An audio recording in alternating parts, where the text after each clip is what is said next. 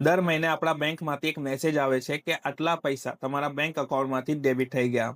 પછી home loan EMI હોય, personal loan EMI હોય, ઇન્સ્યોરન્સનો પ્રીમિયમ હોય કે મ્યુચ્યુઅલ ફંડની એસઆઈપી હોય. અને એ મેસેજ જોઈને ઘણીવાર મનમાં એવો વિચાર આવે છે કે એવો દિવસ ક્યારે આવશે જ્યારે આપણા બેંકમાંથી આપણને ક્રેડિટ થવાનો મેસેજ આવશે. સાચું કહું દોસ્તો, ઇન્વેસ્ટમેન્ટનો ખરો આનંદ ત્યારે આવે છે જ્યારે તમે રોકેલા પૈસા તમને એક મહિને નિયમિત ઇન્કમ આપતી રહે ત્યારે.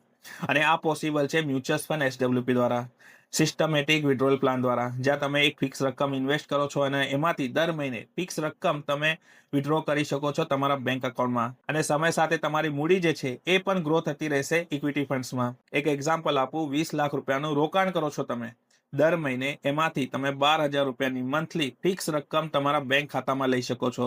અને જે તારીખ તમે ચૂઝ કરો એ તારીખે તમારા બેંક ખાતામાં એ રકમ આપતી રહેશે. અને એટલું જ નહીં, તમે જે રોકાણ કરેલા છે 20 લાખ રૂપિયા, એ પણ સમય સાથે ઇક્વિટી ફંડ્સમાં ગ્રો થતા રહેશે. એટલે કેપિટલ એપ્રિસિએશન પણ મળશે અને દર મહિને એક નિયમિત આવક પણ તમને મળતી રહેશે.